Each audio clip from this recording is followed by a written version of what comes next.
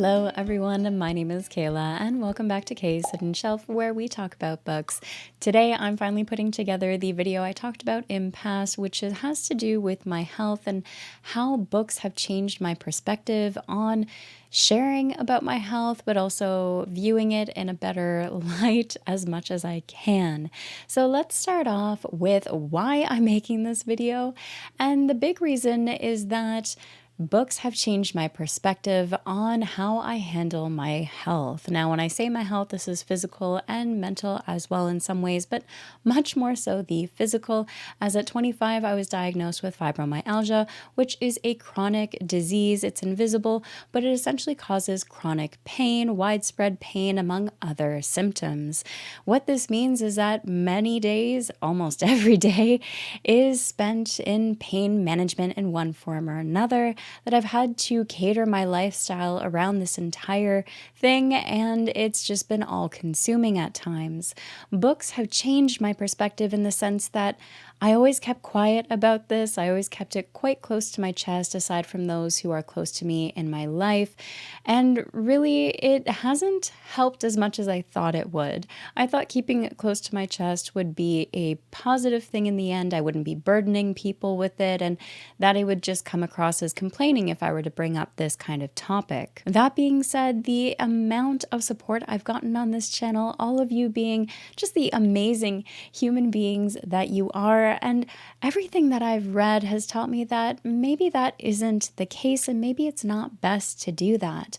All of you and your kindness and your support have shown me that it's okay to talk about it as well. Again, reading those books and the perspectives I've seen have taught me that maybe sharing is something at least I can do if it helps someone else as well. If you are struggling in whatever way, if you're suffering in an invisible form, I hope this helps you in one way or another, and that would just make my day if it brings a smile to someone else's face or helps them feel seen. The other benefit is we're going to be talking about books later on in this video, so if you get a good book recommendation out of this, by all means, that's fantastic as well. In terms of how all of this happened and what my journey has been like, basically it was about 6 or 7 years worth of testing before they finally came to a diagnosis of fibromyalgia when I was 25 years old. Obviously, when I first learned about that, it was not a thrilling moment as you might think. I had an answer, but it wasn't really an answer as the cause is still unknown. The medical field doesn't know what causes this, and while there are some studies showing promise, especially more recently, it essentially is a hypersensitivity of the nervous system as far as they've seen, but because they don't know a cause, a method of management is still unknown and is usually left up to individual trial and error, which is a long and really difficult process to go through. When I was originally diagnosed, the first thing they recommended was medications, and obviously these medications were not meant for fibromyalgia, but were seen to have some helpful effects in some people, so they recommended them. Now, that was just not the road for me, unfortunately.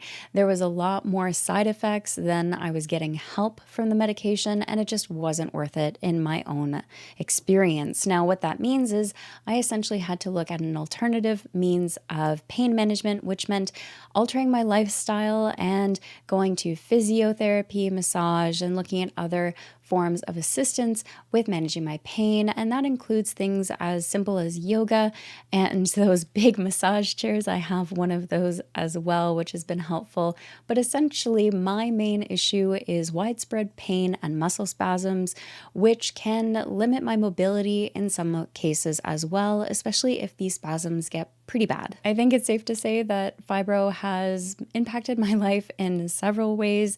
It's made me more mindful of my limitations and my capabilities. If someone's saying, hey, let's go out for a walk this day or that, I kind of need to do a check-in that morning or beforehand, because even if I feel great, sometimes going out and doing that walk means that I'm left with that pain being heightened or worse in the next day. So it's always a toss-up. Everything is kind of up in the air, and I always have to call it moment by moment and take care of myself when I need to. But at the same time, life doesn't always give us those luxuries, so sometimes it's just a matter of knuckling down and doing the best I can. So since I was diagnosed at 25, I'm now 33, life has thrown all kinds of different experiences and journeys my way, including pregnancy and having my child, but that is an entire other topic for another day and how that impacted my fibromyalgia, because there was obviously some hurdles there and new learning curves that I needed to figure out. But that just goes back to it being a continuous learning curve, a continuous journey, trying to figure out what works, what doesn't, where my limitation is. Oops, maybe that didn't work. Let's try something different. And constantly having to monitor, which is a lot on a mental load aspect. But at the same time, it's important because if I don't do pain management on a day-to-day basis, I will be left in a pretty poor state.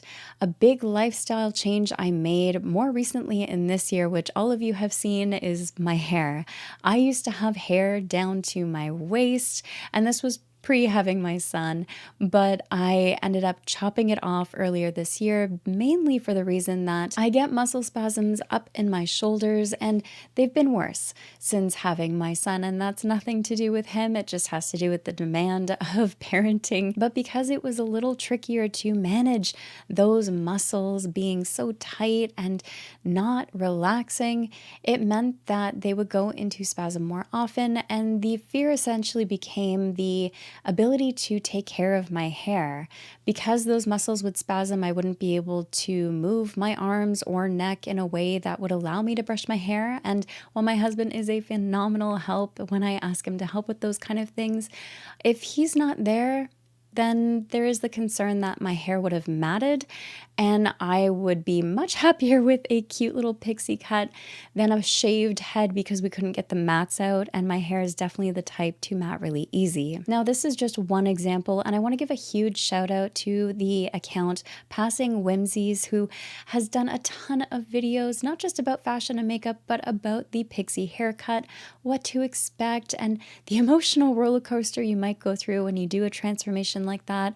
Her videos were so helpful and motivating and inspiring while I made that transition, because even though it's been a few months, I'm still settling into it, still trying to figure it out, and the initial cut was definitely a little emotional. But where does reading come in all of this? Well, in my reading experience, I've come across some books that really well represent the journey or similarities to the journey that I have gone through with this chronic pain. Now, there are characters here I want to talk about. There's also some themes that I want to talk about, and how the authors themselves really hit the nail on the head or represented this well. And it made me realize that there are some lessons with my chronic pain that I've yet to learn to implement.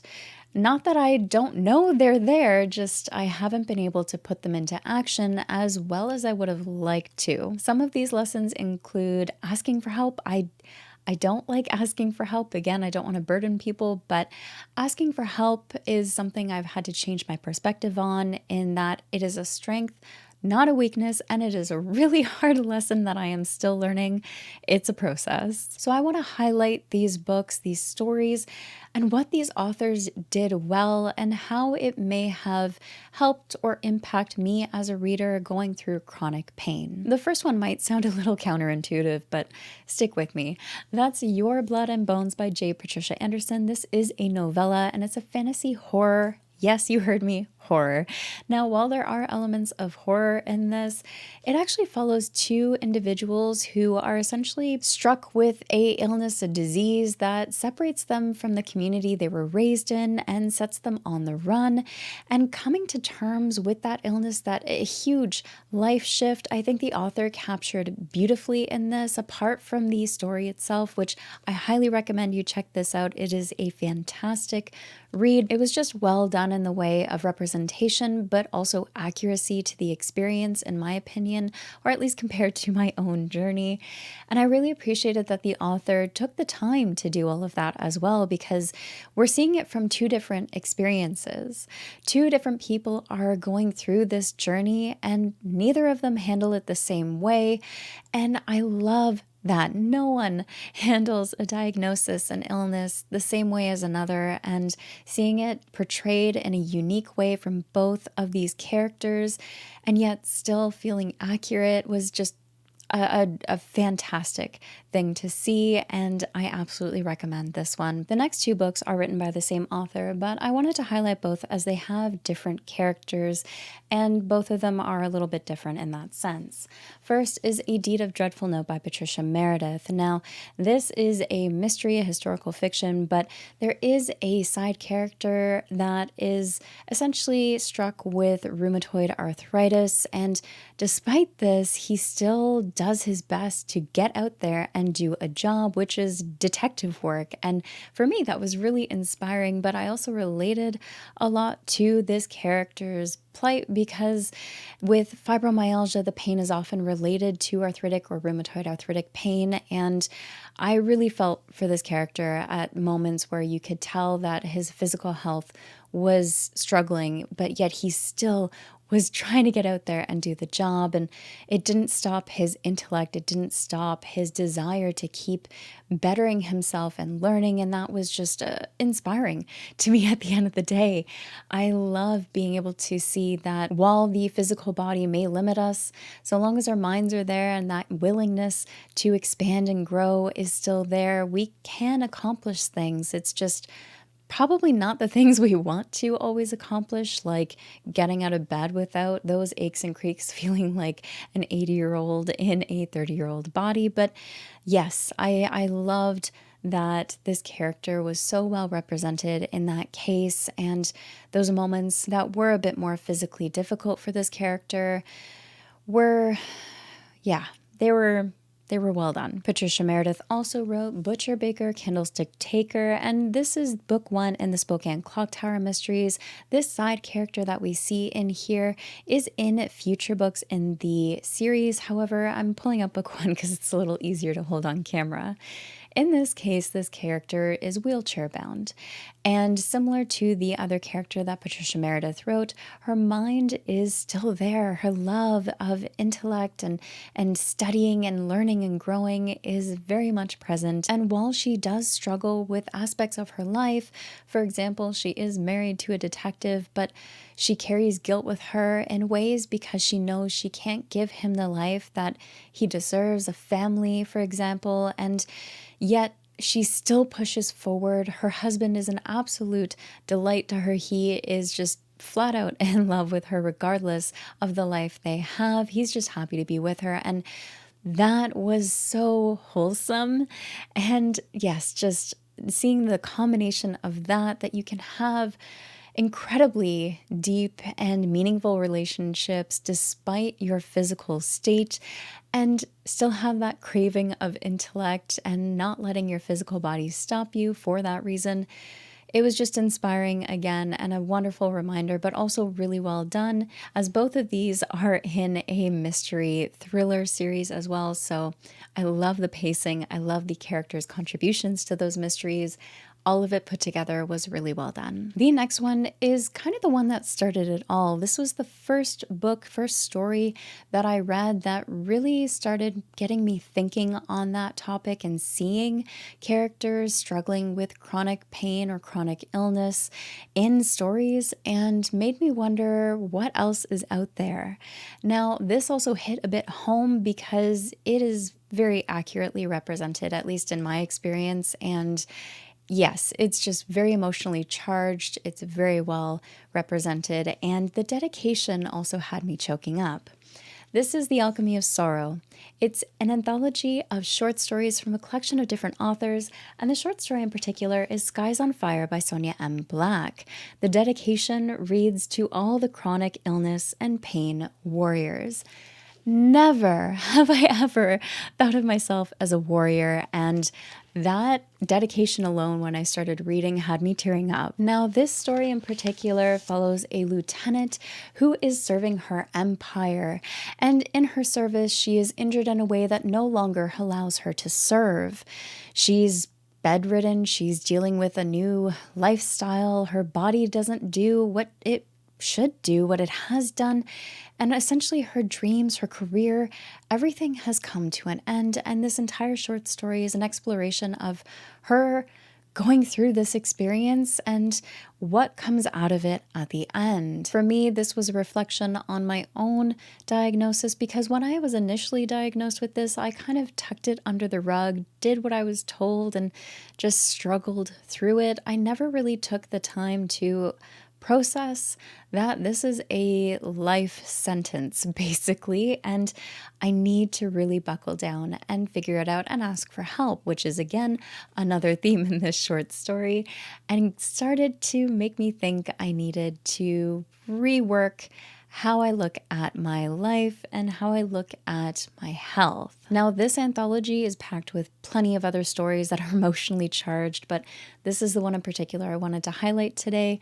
And thank you so much to Tufty, who has just been a huge support on the channel since the beginning and very kindly sent me this book. So thank you so much, Tufty. I still admire this day to day, and I do go back and reread some of these short stories from time to time. Oh, and before I forget, the other aspect that really struck home is the grief you feel when you get that diagnosis, when you realize your life is changed forever and there's not much power you have over that, that this is your new norm and it's not always going to be pleasant. So yes, all of that was very accurately represented. It was a bit of an emotional ride for me, but it was nice and cathartic in a way to feel seen and to be able to live it through someone else's shoes rather than just through my own experience. After that is another short story anthology, and that is Different Not Damaged by Angie Peliquin. Now this has 6 short stories in it, but one in particular really stood out for me,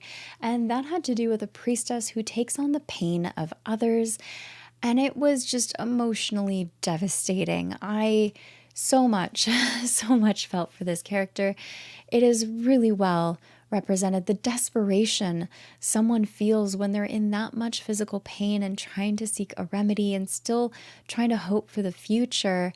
It was heart-wrenching. And of course, this is grimdark, so it's a very heavy world and a harsh world as well, but all of it was really well represented. I also really appreciate the time and dedication that the author took to represent those themes, because they're dark, they're heavy. That's not a good place you want to go to. And seeing it so well represented and in a perspective of that desperation and trying to seek help and not necessarily getting the help that you're looking for while still trying to do your job and do everything you can to live the life you're supposed to live and do the best you can, and all while you're struggling. It was just a reminder that even if you do everything you can, you're not always going to succeed.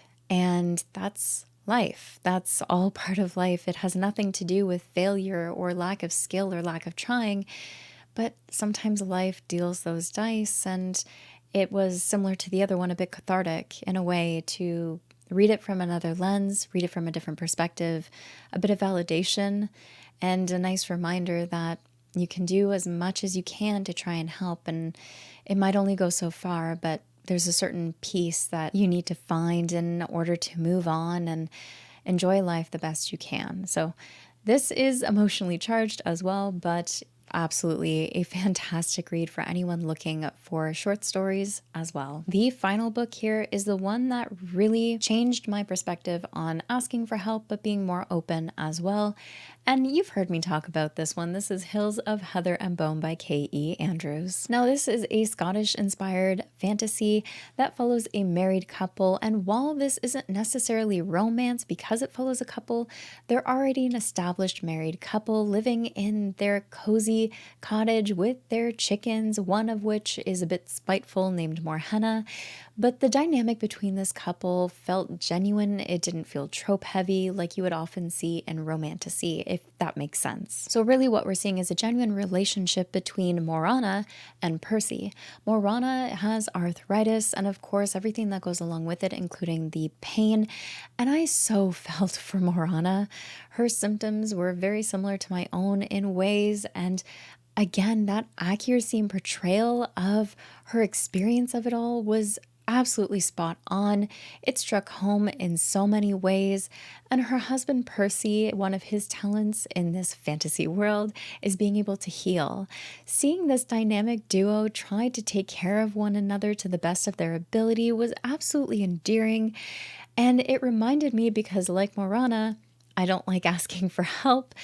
She struggles with that too. And yet her husband steps up to the plate more often than not and encourages her to accept help from time to time. So, again, a nice reminder in that regard, but that accuracy of portrayal of chronic pain while being on the run, because their cozy cottage life doesn't necessarily last for long as they're set on the run. Now, having to go through all of that chronic pain, the struggles that go with it, and have to run for your life and hide and try and survive in a fantasy world on top of it with mythical creatures I could not imagine, but I do think it was really well portrayed here. We do see those limitations and we do see how it impacts Morana and Percy's flight to try and find safety. There are also plenty of other scenes in here that are also very accurately represented, one of which I can't talk about because it would be spoilery, but I am so glad the author took her time to do research into these themes, these topics, including the chronic pain, because she didn't just write this on her own. In talking with her, I've learned that she actually went to speak with friends and others who've experienced these things, and she tried to portray it as best as she could based off of their descriptions and her talks with them. So again, seeing that thoughtfulness go into portraying this accurately and nailing it, absolutely phenomenal. It's so wonderful to see when authors take that step, in my personal opinion, not just to nail the representation, but to make it a bit more authentic of an experience for those like myself who struggle with something, and seeing it in a way that is more accurately represented and just being able to see how it would work out in a fantasy world is just highly appreciated. So phenomenal job to K.E. Andrews. This is still one of my favorites, and not just because I relate wholly to Morana in many ways, but because the story, the setting, all of it is fantastic. It is just a great read. So I have not shouted about it enough, in my opinion, and I highly recommend you go check out this and all of the other books I've talked about today. So those are all of the books. Those are a little bit about what really stood out to me most in my experience from them and how it impacted my own perspective a little bit in how I deal with my health, mainly sharing more about it, being a bit more open, as well as being okay with asking for help, which is still a work in progress, but we're getting there. Another aspect I really appreciate is the authors taking the time to include the emotional impacts of it all, how it impacts them on a mental load as well, from anxiety to guilt to that sense of feeling useless and struggling to fight it, but that limitation pulls you back. And when it's an invisible illness, there is that judgment that comes from outside individuals. You're young, you should be able to do these things, and it's not necessarily the case. So all of these things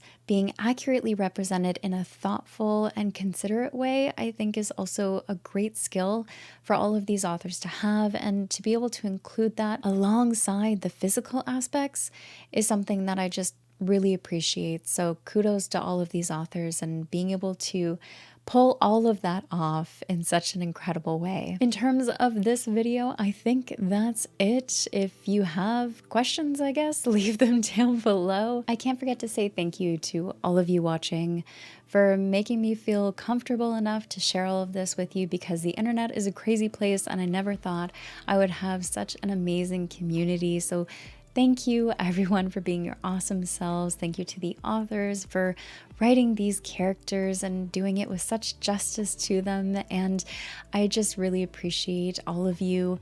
For everyone who is watching and maybe happened upon my channel because of the topic, and if you're struggling with an invisible illness, no matter what it may be, I hope your day is a little bit better. I hope you got something out of this video, and just hang in there, keep doing what you can do, but remember, you're not alone. So try and ask for help if you can, if you are needing it.